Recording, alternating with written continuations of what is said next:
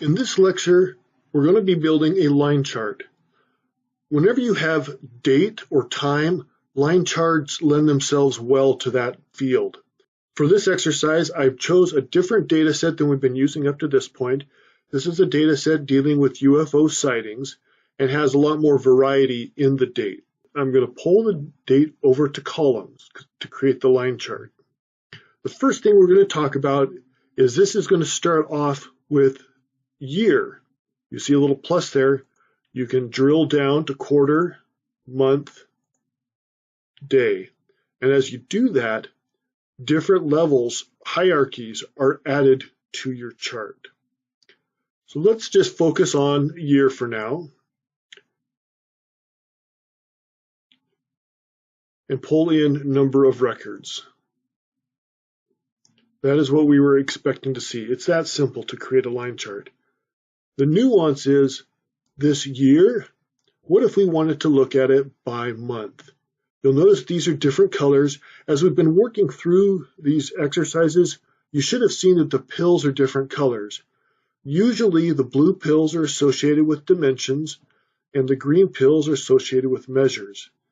While that's usually the case, they're really called discrete and continuous. So when you pull open the drill down for date and time, you'll notice a new grouping shows up. You can have it by year, quarter, month. We've already seen that. But you also then have down here by year, quarter, month. And it's most, when you look at the by month, that's really where you're going to see the difference. You can select it by May 2015 or just all of the dates, all of the Mays. So let's pick that one. So what you'll see along the bottom is you'll see January, February, March, all the way through to December. And that is all the records regardless of year. If what you are looking for is the by month over time, come up here, you're going to want to change that to continuous. And now you've got the by month view. So that's a real key difference. You'll notice also that the green, it's changed to green. Continuous means it can be any date in between or a range of dates, which is pretty typical with a date. You can have a January 1, 2, 3, 4, all the way up to whatever. Or you can have discrete, which is you're looking for just, let's look at the day. We're just looking for the day of the month. And you can see you can scroll out here, out to the 31st. Sometimes you want to look at it by day of the month versus day through time. That's the real key here. Let's do one more thing.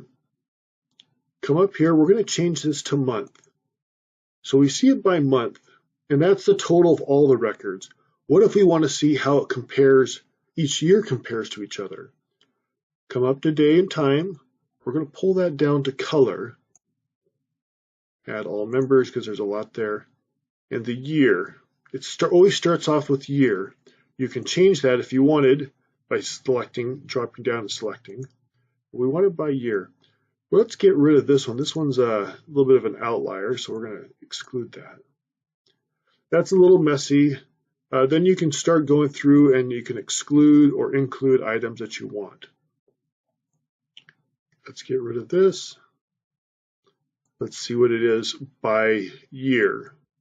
Now you can start building line charts and looking at your data by month, by year. How do they compare year to year, month to month? And start identifying seasonal trends. You still have the tool tips. You can still change the axes if you want. Oh, it doesn't let me edit the axis like we've done in the past. What you would need to do is you'd need to do a filter.